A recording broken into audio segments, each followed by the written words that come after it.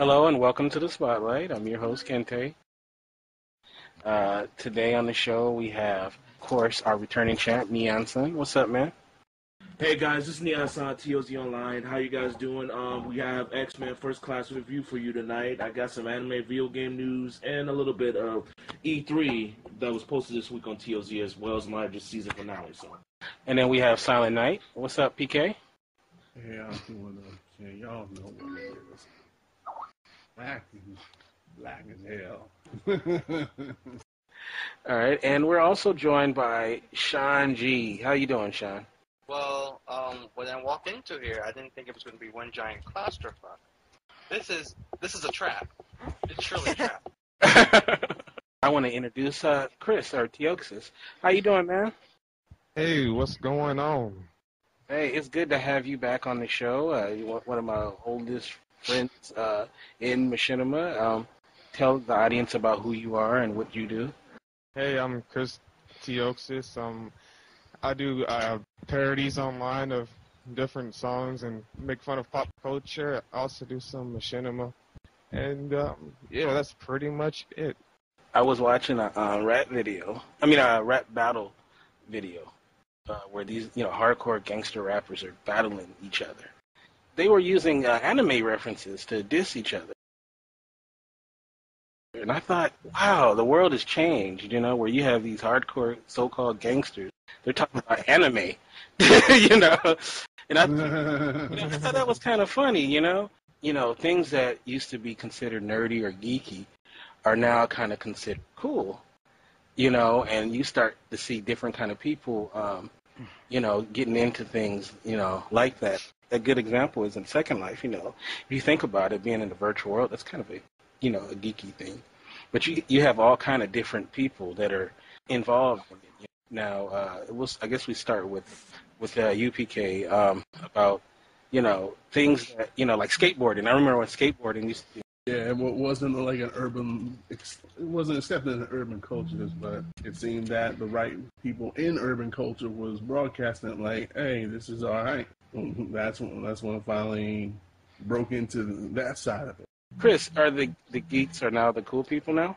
I remember, it was about 2 years ago, there was a huge... It was when Superbad came out, and everyone was dressing like that kid from Scott Pilgrim. Right. Yeah, he had made Geek cool like 2 years ago, somehow. So yeah, I think so. Michael Cera. Yeah. But even before that, look at Pharrell. And sometimes you'll have the gangster rappers like make that actually signed. Sometimes they'll be the ones making the anime video game references. yeah, it was the Wu-Tang Clan did it for a while. I mean, anime was kind of underground in mid-90s, early 90s and stuff like that. And rappers would use it, sample from it. And then, it kind of got mainstream. I still feel like anime has a long way to go. Anime still there's still kind of some perversion in anime they need to clean up. There's perversion everywhere. One thing that that is things are kind of changing in the world as far as the whole geek cool thing, whatever, is like the Crips and Bloods. They have fucking websites and they're on Twitter and shit, starting flame wars instead of drive-by shootings. Right? Yeah, you can join the Bloods and get a free Netflix. Get Netflix. Yeah, you can join the Bloods, get a free Netflix account for a month. And if you Crip, you get discounts at Target, not Target, Walmart. Yeah. So there's some real benefits to joining the Bloods and the Crips. Walmart and Eckerd. Yeah, how do you think that the internet has changed what's considered cool and geeky or whatever? Back in the day when I was a teenager, I did internet and all that stuff, and I don't know when it happened, but it's been so easily accessed, probably because of Facebook, MySpace, Twitter, YouTube. I mean, the geeks and hackers that they're getting hired by Sega, by all these other companies, just to protect this stuff. One thing I find interesting as well is that, online dating, that used to be something that was considered totally geeky, right?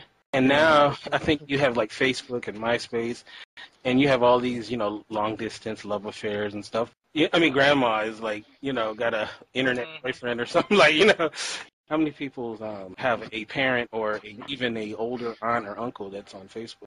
I do have my mother and probably some other people on Facebook. But when it comes time when they want that request, it's a prompt, ignore, delete, do not respond. Family members, they're online all the time, but the way you can rig your Facebook, they don't have to see everything about you. It sucks having your family on there because when you like a video on YouTube or something there was this one video that came out. It was a rap song. It's called "Titties and Carrot Cake," and it was so true. It's my favorite song. So I liked it, and then it got uploaded to YouTube, and then my mom was like, she's like, Chris, what's wrong with you? What's going on? I go to your page and there's nothing but titties and carrot cake on it. I'm like, what's this about? I'm like, Mom, it's just a song. It's a great song. If it was titties and cheesecake, I'd be totally with that. I'm more of a carrot cake man, but I'm more of a cupcake guy right now. Kind of getting back to our original point, what is the response of your family and friends to the work you do, like online, like your filmmaking and whatnot? To be honest, it's like as long as it's what I like, it's productive. It keeps me off the streets. I'm getting something beneficial from it. It doesn't necessarily have to be like money, fame, stuff like that, but maybe knowledge of doing something else. Then they're completely fine with it. It's just it's like, oh, you did that. I like that, it was machinima that saved me from the evil streets.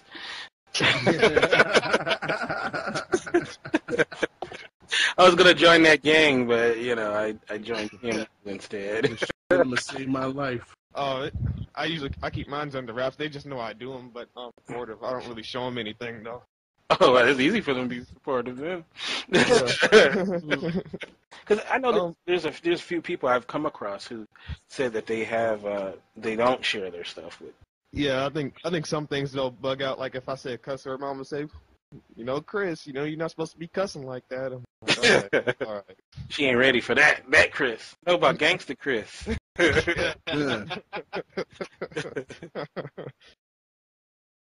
You know what? That might be because, like, no matter how old we get, we always going to be the baby. The baby that don't know those words.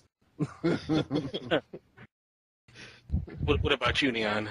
When my mother was alive, she understood what I was doing. She understood anime. We watched anime together.